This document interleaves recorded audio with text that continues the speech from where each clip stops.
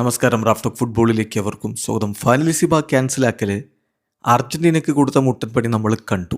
അവർക്ക് ഈ മാസം മത്സരങ്ങൾ ഷെഡ്യൂൾ ചെയ്യാൻ തന്നെ പിന്നെ ബുദ്ധിമുട്ടി. ഖത്തറിനെതിരെയുള്ള മത്സരം ഓൾറെഡി ക്യാൻസൽഡ് ആയിരുന്നല്ലോ. ഫൈനലിസം കൂടി ക്യാൻസലായതോടെ ഒരു മത്സരവും ഇല്ല എന്ന അവസ്ഥയായി. പിന്നെ അവർ ഗോട്ടിമാലയ്ക്കെതിരെ മത്സരം പ്രഖ്യാപിച്ചു. അതിപ്പോൾ ഫിഫ റൂളിനെതിരാണ് എന്നുള്ളതുകൊണ്ട് ആ കളിയും റദ്ദാക്കപ്പെട്ടു.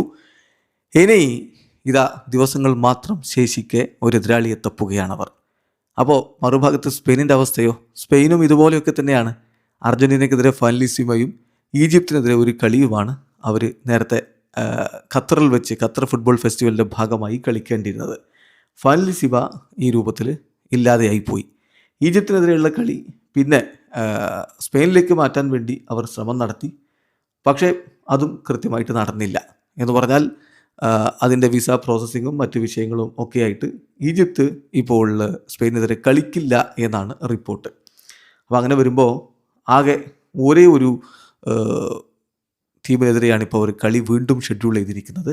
അത് സെർബിയക്കെതിരെയാണ്. മാർച്ച് 27 സെർബിയക്കെതിരെ ഒരു ഫ്രണ്ട്ലി മത്സരം അവരിപ്പോൾ ഷെഡ്യൂൾ ചെയ്തിട്ടുണ്ട്. അതായത് ഫൈനലിസിമ നടക്കേണ്ടിയിരുന്ന ഡേറ്റിൽ സെർബിയക്കെതിരെ ഒരു ഫ്രണ്ട്ലി മത്സരം അവർ ഷെഡ്യൂൾ ചെയ്തിട്ടുണ്ട്. മറ്റു കാര്യങ്ങളൊന്നും ഇപ്പോൾ നടക്കുന്നില്ല. അതേസമയം ഈജിപ്റ്റ് ഈ ഇൻ്റർനാഷണൽ വിൻഡോയിൽ ഒരു മത്സരം കളിക്കുന്നുണ്ട്. അത് സൗദി അറേബ്യയിലെ ജിദ്ദയിൽ വെച്ചിട്ട് അവർ സൗദി അറേബ്യക്കെതിരെ കളിക്കുന്നു. ഇങ്ങനെയാണ് കാര്യങ്ങൾ പോകുന്നത്. എന്ന് പറഞ്ഞാൽ ഇപ്പോൾ സ്പാനിഷ് ഫുട്ബോൾ ഫെഡറേഷൻ RFEFൻ്റെ തലപ്പത്തിരിക്കുന്ന ആളുകൾ മീഡിയയോട് പറഞ്ഞിട്ടുള്ളത് ബ്യൂറോക്രാറ്റിക് റീസൺ കാരണം ഈ മത്സരം നടക്കില്ല, ഈജിപ്തിനെതിരെയുള്ള മത്സരം നടക്കില്ല എന്നാണ്.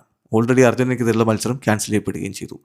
സോ വേൾഡ് കപ്പ് തൊട്ടടുത്തെത്തി നിൽക്കുമ്പോൾ 2 അന്താരാഷ്ട്ര മത്സരങ്ങൾ കളിച്ച് ടീമിനെ ഒന്ന് മെച്ചപ്പെടുത്തി എടുക്കാനുള്ള അവസരം അത് സ്പെയിനിനും നഷ്ടമാവുകയാണ്. ഒരേ ഒരു കളി മാർച്ച് 27 സ്പെയിനെതിരെ അവർ കളിക്കും. ഇത് ഫൈനലിസിമ ഉണ്ടാക്കിയിട്ടുള്ള ക്യായോസാണ്. ഫൈനലിസിമ ഉണ്ടാക്കിയെന്ന് പറയേണ്ട, മിഡിൽ ഈസ്റ്റിൽ വളരെ അപ്രതീക്ഷിതമായിട്ടുണ്ടായിട്ടുള്ള യുദ്ധമാണ് ഇത്തരത്തിൽ ഈ ടീമുകളെയൊക്കെ വലച്ചിരിക്കുന്നത്. വീഡിയോ അവസാനിക്കുന്നു. ഫുട്ബോൾ ലോകത്തെ കൂടുതൽ വിശേഷങ്ങളുമായി റാഫ്റ്റോക്സിൽ എത്താം.